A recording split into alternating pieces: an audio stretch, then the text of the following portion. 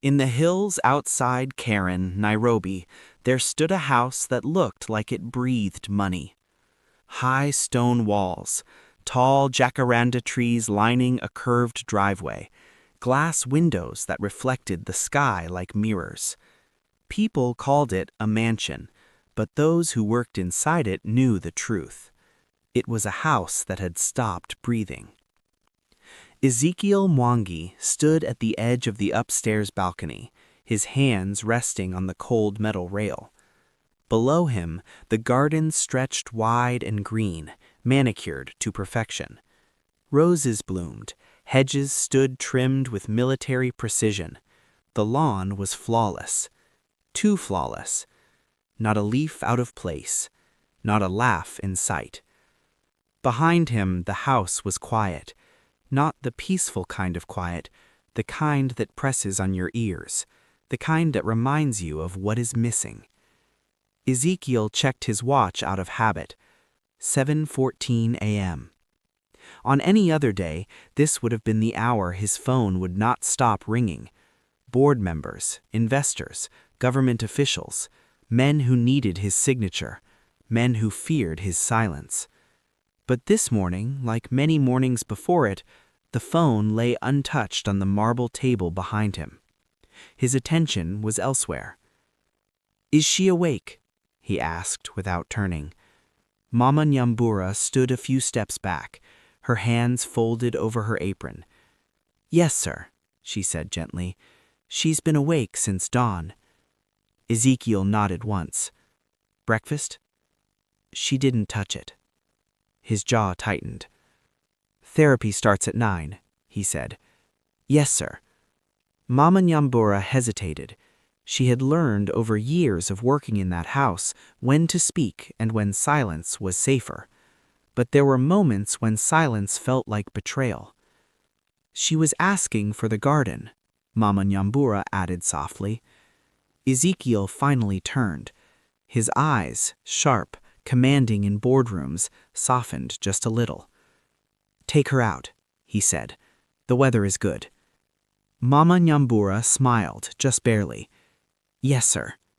She turned and walked away, her footsteps echoing down the wide hallway. Ezekiel remained where he was. Below, the garden waited. And inside the house, in a room painted soft cream and pale blue, Amani Mwangi sat in her wheelchair, staring at the window. She did not cry. She had done enough of that in the first months after the accident. Now she watched birds land on the fence, watched clouds drift without effort, watched life move, while she remained still. Mama Nyambura entered with practiced care. "Good morning, my sunshine," she said. Amani turned her head slowly. "Morning," she replied. Her voice was quiet but clear, thoughtful, older than 9 years should sound. Mama Nyambura brushed her hair gently, adjusting the neat braids. "Let's go see the garden. The roses are awake before everyone today." Amani nodded. As Mama Nyambura wheeled her out, Amani's eyes passed over framed photographs on the wall. Her mother laughing, her father younger, smiling wider, hers running barefoot across the same lawn she was about to visit. She looked away. Outside, the sun warmed her face. The garden smelled of earth and flowers and morning dew. Amani rested her arms on the armrests of her chair. She listened. The hum of distant traffic, the rustle of leaves, the sound of nothing else. Once the garden had echoed with her laughter. Now it only listened. In another part of Nairobi, far from trimmed hedges and quiet balconies, a boy awoke coughing under a corrugated iron awning near Gikamba Market. His name was Kito, and the ground beneath him was hard. Kito sat up quickly, blinking against the morning light. For a moment, he didn't know where he was. Then the familiar smells hit him.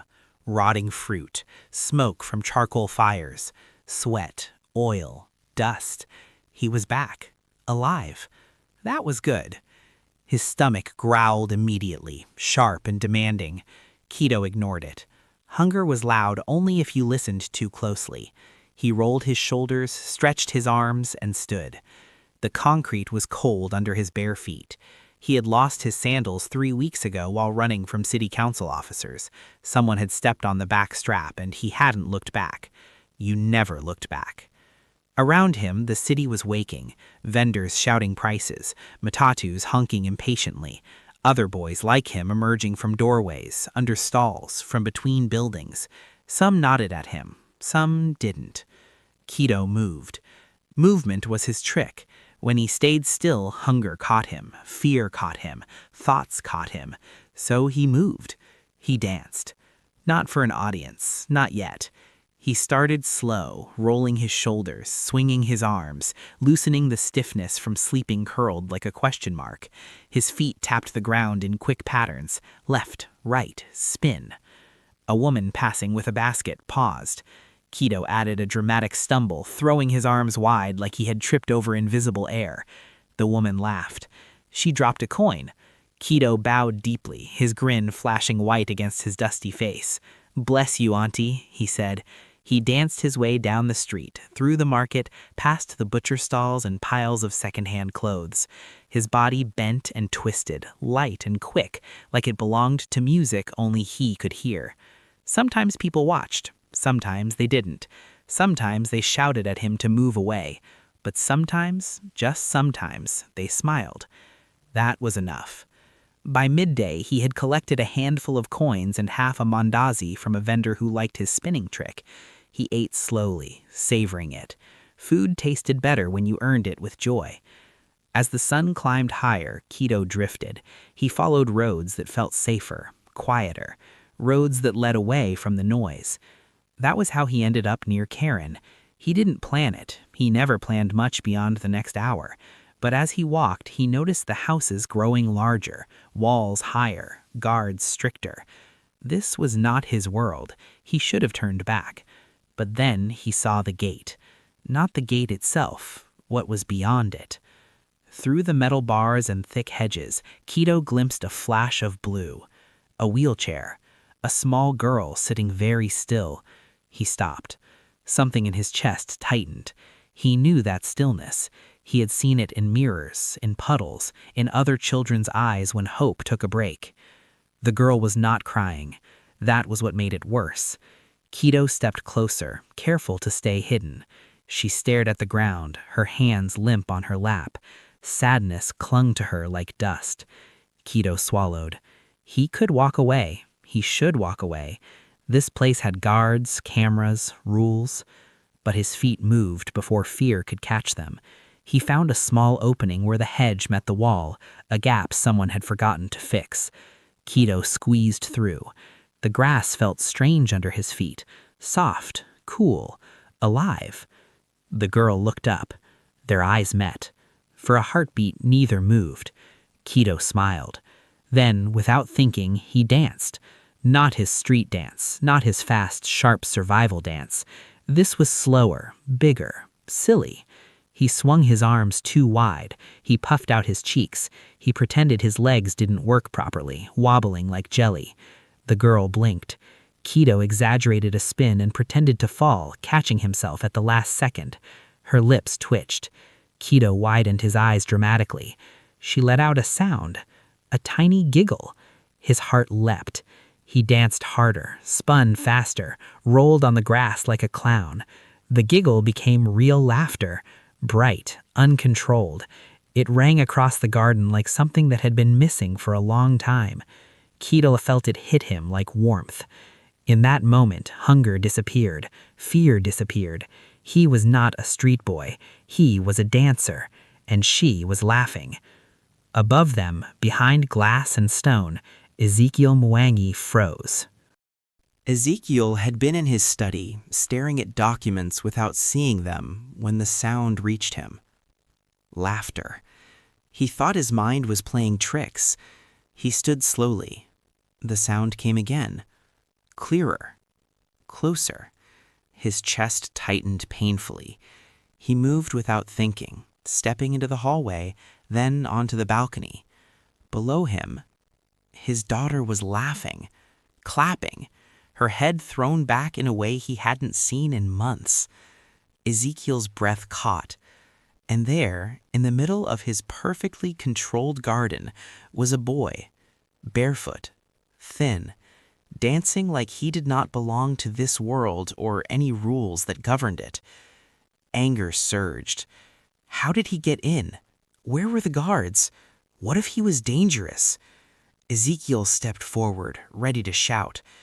Then he saw Amani. Really saw her. Her posture was different. Her eyes were bright. Her hands clapped with strength. Her laughter, raw and alive, filled the space between them. Ezekiel stopped. Something inside him cracked. He stayed hidden, watching from behind the balcony pillar. The boy danced and danced, feeding off her laughter like it was music. He bowed, spun, made faces. Amani laughed until she gasped for air. Tears burned Ezekiel's eyes. For months, he had thrown money at doctors, machines, flights across oceans. And this barefoot child, had reached her in minutes. Ezekiel didn't move. He didn't call security. He didn't interrupt. He watched. And for the first time in a long time, hope crept back into the house that had forgotten how to breathe. The laughter did not last forever. It never does. Kito was in the middle of a ridiculous hop, one leg bent, arms flapping like a confused bird, when he felt it. That shift in the air, the kind that warns you that joy has been noticed by authority. He stopped, slowly. His eyes lifted from Amani's smiling face to the upper balcony. A tall man stood there, watching, not smiling. Kito's stomach dropped. He knew that look. The look of men who owned space, men who decided who belonged and who did not. Amani followed his gaze. "Papa," she said softly. The word landed heavy. Kito straightened, suddenly aware of his bare feet on expensive grass, his torn shirt, the mud on his knees. He took a step back, then another. Ezekiel Mwangi raised his hand, not in greeting, not in anger, just a pause. "Who are you?" Ezekiel asked, his voice carrying easily across the garden. Kito swallowed. His mind raced. Run. Apologize. Lie. He chose truth. It was lighter to carry. "My name is Kito, sir. I didn't mean to cause trouble."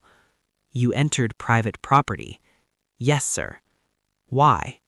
Kito glanced at Amani, then back at Ezekiel. "She looked lonely." Silence followed, the kind that makes your ears ring. Ezekiel descended the stairs slowly, every step measured.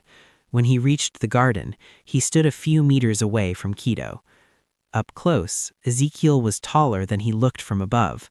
Broad shoulders, clean tailored clothes, a face carved by years of control. "Lonely," Ezekiel repeated. "Yes, sir." Amani leaned forward in her wheelchair. "Papa, he made me laugh," she said quickly. "Please." Ezekiel's jaw tightened. He looked at his daughter, really looked. The color in her cheeks, the spark in her eyes, the way her hands still trembled with leftover excitement. He exhaled slowly. "What is your age?" Ezekiel asked Kito. 14, sir." "And where are your parents?" Kito hesitated. "I don't know where my father is. My mother died." The words came out flat, practiced. Ezekiel nodded once. "You live on the streets?" "Yes, sir." Another pause. Mama Nyambura hovered near the doorway, tense. Ezekiel turned to her. "Bring him some water." Kito blinked. "Water?" Mama Nyambura hurried off. Ezekiel faced the boy again. "Why dancing? Why not begging?" Kito shrugged.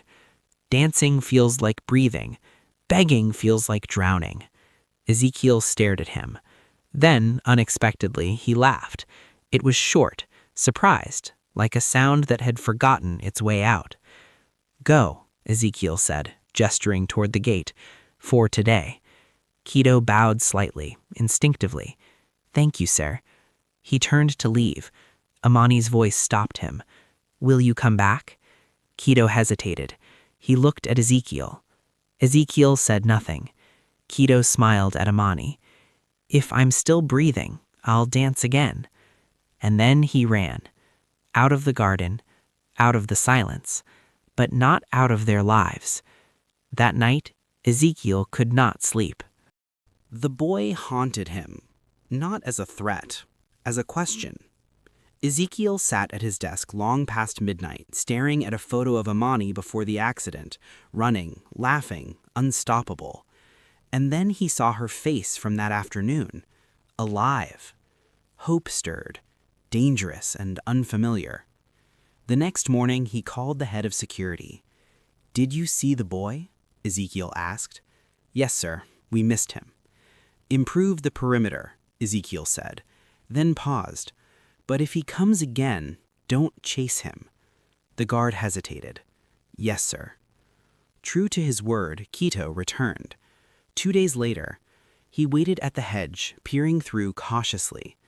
Amani spotted him first. Kito, she called, clapping her hands. He grinned and slipped through. This time, Ezekiel came down immediately. You came back, Ezekiel said. Kito nodded. You danced again, Ezekiel said. Yes, sir. For her? Kito glanced at Amani. Yes. Ezekiel studied him. Then he said something that changed everything. Stay. Kito froze. Sir? Stay, Ezekiel repeated. For an hour. Dance, talk, be whatever you were yesterday. Kito frowned. Why? Ezekiel's voice dropped. Because my daughter has forgotten how to feel alive. Amani's eyes widened. Kito shifted his weight. I don't do this for money, he said carefully. Ezekiel nodded. You'll be fed, and you'll be safe. Nothing more. That was the bargain. Unequal, strange, fragile. But Kito agreed, and so began a routine that no one could have predicted. Every afternoon, Kito came. He danced. He told stories, wild, exaggerated tales of Nairobi that made Amani laugh and gasp. He listened when she talked about school, about the accident she never described fully, about how silence scared her more than pain. Ezekiel watched from a distance, always. And slowly, something inside him softened. But not everyone was pleased. Whispers began. A street boy. Inside the Mwangi compound, too close to the boss's daughter. Suspicion crept in like a shadow, and shadows, when ignored, grow teeth. Trouble was watching. It happened on a Thursday. The sky was heavy with rain. Kito arrived later than usual, breathless, mud on his legs. Sorry, he said.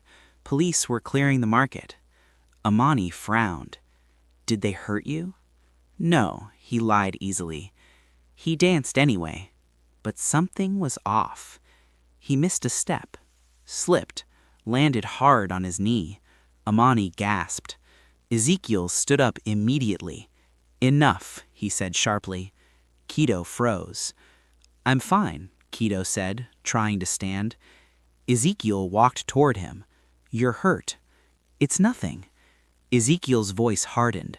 This arrangement, this is not sustainable. Amani's face fell. What do you mean? Ezekiel looked at her, pain flickering across his face. This boy cannot keep coming, he said. People are talking. So what? Amani snapped. So it puts you at risk. Kito backed away. It's okay, he said quickly. I can go. Amani's eyes filled with tears. No, she said, don't. Ezekiel closed his eyes. For the first time, his authority failed him. He saw fear in his daughter, not of danger, of loss. Kito, Ezekiel said quietly, what do you want from life? The question hung in the air. Kito thought. I want to dance, he said, On a stage where people don't look at me like I'm invisible. Ezekiel nodded slowly. Then we will find a way, he said, but not like this. That night, lines were drawn, and choices, heavy, irreversible, waited just ahead. The rain came hard that night, not the gentle Nairobi drizzle that whispers on rooftops. This rain fell like accusation. Kito stood under the awning of a closed shop near Gikomba, knees pulled to his chest, arms wrapped tight around himself. His knee throbbed where he had fallen earlier. Mud caked his skin. Cold crawled under his ribs. But it wasn't the cold that hurt most. It was the silence. For weeks, every afternoon had meant something. A garden, a girl who laughed, a place where he was not chased. Now the gate was closed again, not by iron, by reality. He replayed Ezekiel's words in his mind. Then we will find a way. Kito didn't know what that meant. Men like Ezekiel Mwangi spoke in doors and papers and calls. Kito's world was streets and steps and staying alive. Promises didn't live long on the streets. Across the city, in the Mwangi house, Amani lay awake listening to the rain. Kito should be here, she murmured.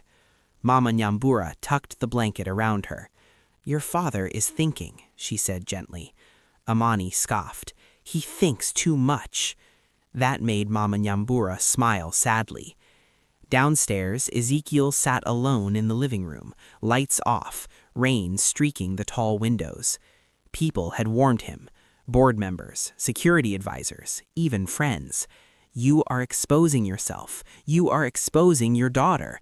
People will talk. They already were.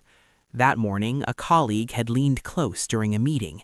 Be careful, Ezekiel, he whispered. People are saying strange things. Ezekiel had nodded. But what they didn't understand, what he barely understood himself, was that the boy had done something no money ever had. He had reached Amani, and Ezekiel would not shut that door again. By dawn, he had decided. Kito was dancing when they found him, not performing, just moving. A slow, quiet dance in the empty space between stalls, early morning light filtering through smoke and mist. Two men approached, well-dressed, clean shoes. Kito stopped immediately. Are you in trouble? One asked. Kito shook his head. We are from Mr. Ezekiel Mwangi. Kito's heart jumped. They didn't grab him. They didn't shout. They handed him a jacket. Come with us, the other said. Fear and hope wrestled in his chest. He followed. They drove far, past places Kito only knew from bus windows and dreams. They stopped at a community arts center in Dagoretti. Inside, the hall was large, echoing, empty. Ezekiel stood at the center. This is yours, he said simply. Kito stared. What is? A space, Ezekiel said. To dance, to train, to fail safely. Kito shook his head. I don't understand. You will, Ezekiel said, but you must leave the streets. Silence. Kito's voice dropped. And Amani? She will come when it is safe, when it is right. Kito's hands clenched. The streets had taught him one rule. Nothing free stays free. What do you want from me? He asked. Ezekiel met his gaze. Nothing, he said, except that you become who you already are. That broke something inside Kito. Tears came suddenly, ugly, heavy, uncontrolled. He nodded. That day he slept on a mattress for the first time in years. The room smelled like soap and fear. Change was violent. Kito struggled. Rules choked him. Schedules confused him. He missed the streets, the noise, the chaos, the freedom to disappear. He fought instructors, skipped meals, ran once. They brought him back, ashamed. Meanwhile, Amani grew stronger. Therapy improved. Laughter returned, but quieter now. She missed Kito deeply. They spoke rarely, carefully. Then the whispers turned sharp. A headline appeared online. Billionaire sponsors street boy, charity or cover. Ezekiel's board erupted. Withdraw support, they demanded. Distance yourself. That night, Ezekiel stood before Kito. This may end, he said, for now.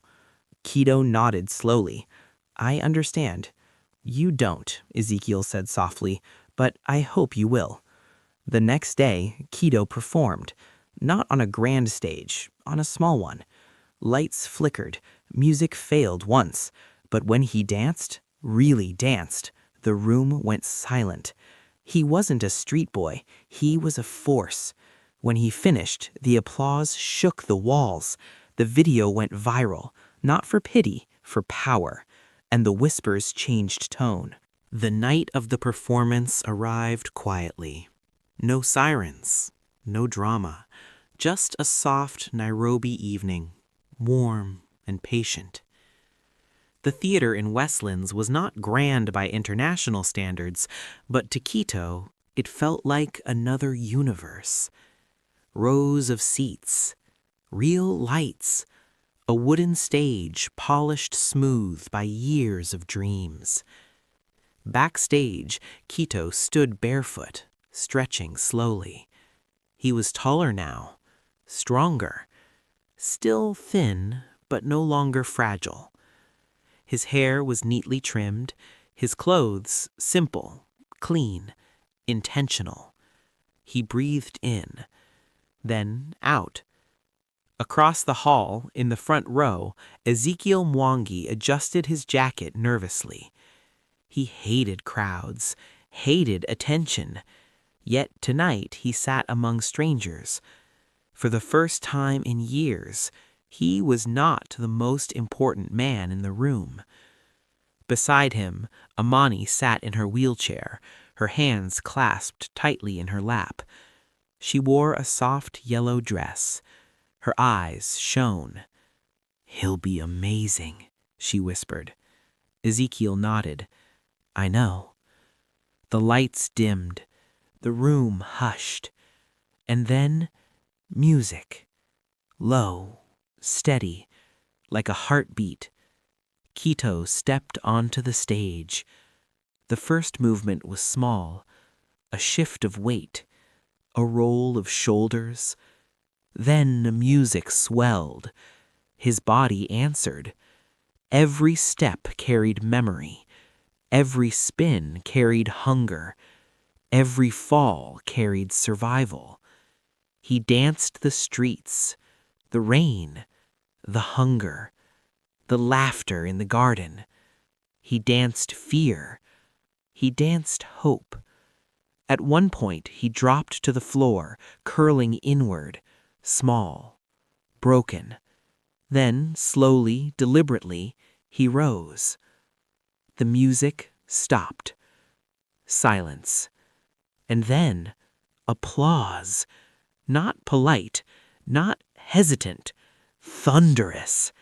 People stood, clapped. Some cried. Amani was crying openly now, laughing through tears. "That's him," she said. "That's my friend." Ezekiel did not clap at first. He couldn't. His throat was too tight. When he finally stood, his hands trembled.